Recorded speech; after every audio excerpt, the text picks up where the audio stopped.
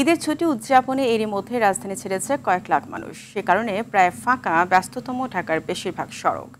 যানবাহনের চাপ নেই প্রধান প্রধান সড়কে, অলিগলিতেও গাড়ির চলাচল কম। ফাঁকা ঢাকায় যাতে কোনো ধরনের অপ্রীতিকর ঘটনা না ঘটে সেজন্য সজাগ আইন শৃঙ্খলা বাহিনী। এদিকে ঈদের দ্বিতীয় দিনেও ঢাকা ছাড়ছে মানুষ। দীপ্তচন্দ্র পালের রিপোর্ট। চিরচেনা রূপ বদলেছে রাজধানী ঢাকার।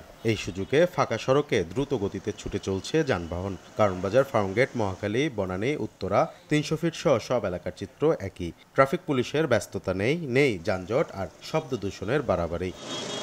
কোলাহল আর যানজট মুক্ত পরিবেশে চলতে পারায় খুশি নগরবাসী। রাস্তা ফাঁকা থাকায় অল্প সময়ে পৌঁছে যাচ্ছেন গন্তব্যে। অনেক সময় ঘুরতে পারি না যানজটের জন্য, এজন্য অনেক ভালো লাগছে ঘুরতে। একদম প্রয়োজনীয় রাস্তাঘাট সবকিছু ফাঁকা নিরিবিলি। এমআরটিতে মেট্রোতে তেমন ভিড় নাই, জনজট নাই, খুবই মজা। আমরা জনজটের মধ্যে থাকতে থাকতে লাইফটা একদম খুব ক্লান্ত হয়ে গেছে, কিন্তু এখন আমাদের এরকম পরিস্থিতি, এরকম ওয়েদারটাও খুব ভালো লাগছে। আমার ভালো লাগছে।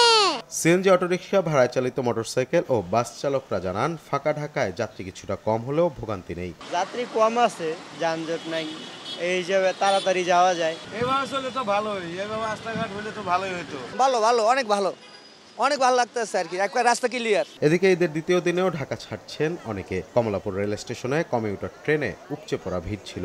সকাল থেকেই বাড়ি ফেরার জন্য অপেক্ষা করছেন অনেকে। পারিবারিক সমস্যা ছিল, এজন্য ফ্যামিলি নিয়ে এখানে করছি এবং আজকে চুয়াডাঙ্গাতে যাব, টিকিট পেয়েছি।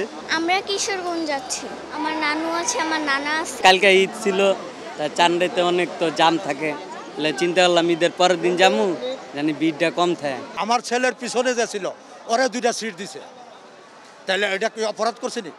এরপরে যে সিটগুলার টিকিট ছিল ওই টিকিটগুলো বেলাকে ব্যস্ত আছে।